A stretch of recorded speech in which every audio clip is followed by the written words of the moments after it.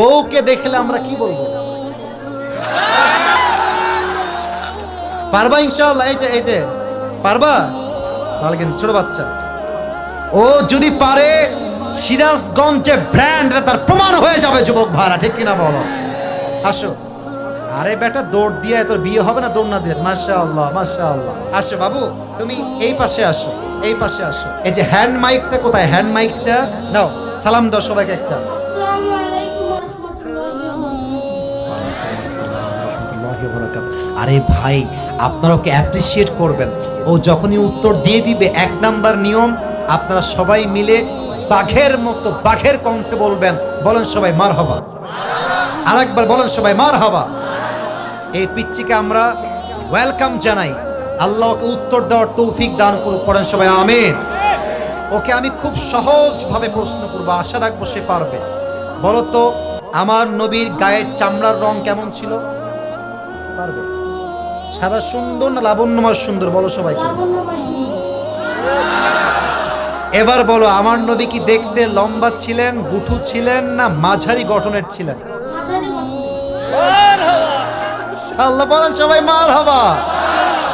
এবার বলো, আমার নবীর চেহারায় দাড়ি কি ছোট ছিল না চাপ দাড়ি ছিল? চাঁদদারি। আপনারা বলেন ও পারবে। ওর গায়ের শক্তি বলছে সিরাজগঞ্জের যুবকরা, বাচ্চারা, এটা বাঘের বাচ্চা এরা। এবার তুমি একটু বুঝে শুনে উত্তর দাও। নবীর চুলের যে কাটিংটা ছিল, কাটিং এর নাম কি ছিল? আরে বলেন সবাই মারহাবা। এবার বলো তো, নবীর হাতের তালু কেমন ছিল? নবীর হাতের তালুটা এটা কি শক্ত ছিল না মোলায়েম ছিল? মোলায়েম ছিল। ওকে অপশন দিলে যেটা রাইট অপশন সেটাই সে চুজ করছে। বলেন সবাই মারহাবা। 1 নাম্বার সে পাস, 1 নাম্বার সাবজেক্ট শেষ। 2 নাম্বার বলো তো, আমার নবীর সম্মান আল্লাহ বোঝাবার জন্য যখন মালাকুল মত নবীর কাছে আসলেন, নবীর রূহ কি এসেই কবজ করলেন, নবীর কাছে পারমিশন চাইলেন? পারমিশন চাই। বলেন সবাই মারহাবা। আচ্ছা বলো তো, নবীর আদর্শের ক্ষেত্রে নবী বাবা হিসেবে যখন ফাতেমাকে বিয়ে দিবেন, ফাতেমার কাছে এসে, এটা ওর জন্য বোঝা একটু কষ্টকর, তাই বোঝাবার স্বার্থে সহজ করছি। বাবা হিসেবে ফাতেমার কাছে এসে নবীজি কি বললেন বিয়ের ব্যাপারে? না থামেন, না থামেন, বলবেন। এসেই বললেন বিয়ে দিয়ে দিব, না তুমি রাজি আছো কিনা মা তাই বলো, কি বলেছেন? তুমি রাজি আছো? এর চাইতে সহজ আর হতে পারে না, ঠিক কিনা বলে?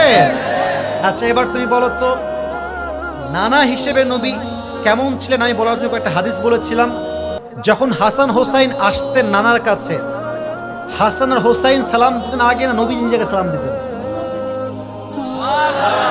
আচ্ছা এবার বলো, নবীর কাঁধে যখন হাসান আর হোসাইন উঠে বসলেন, নবীজি কি ধাক্কা দিয়ে ফেলাই দিলেন না কি করলেন? দেন নাই। বলেন সবাই মারহাবা। তাহলে বাচ্চারা মসজিদে আসলে আমরা কি তাড়ায় দিব না আদর করব, কি করব? ও নিজেই বাচ্চা। বলেন সবাই মারহাবা। এবার হচ্ছে শেষ কথা, শেষ ভালো যার লজ্জা নাই। বলো তো, বউকে দেখলে আমরা কি বলবো? বউকে দেখলে আমরা কি বলবো? এই তোমার নাম কি?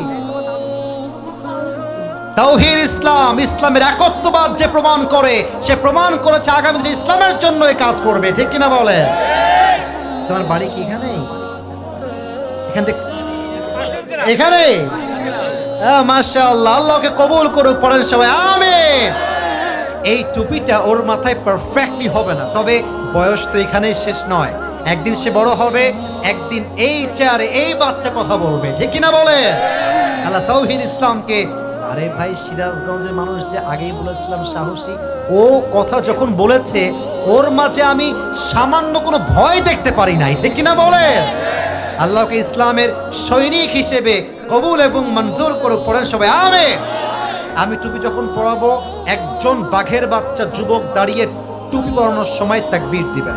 রেডি থাকেন, দেন তাকবীর দেন। কে আছেন?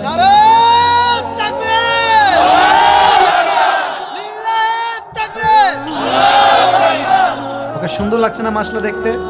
আল্লাহ তাওহীদকে কবুল করুক। পড়েন সবাই আমিন। আল্লাহর মাকে বাবাকে পুরো পরিবারকে ইসলামের জন্য কবুল এবং মঞ্জুর করুক। পড়েন সবাই আমিন। তাওহীদ, তুমি ওখানেই বসে পড়ো, স্যারের পাশেই বসে পড়ো। মাশাআল্লাহ।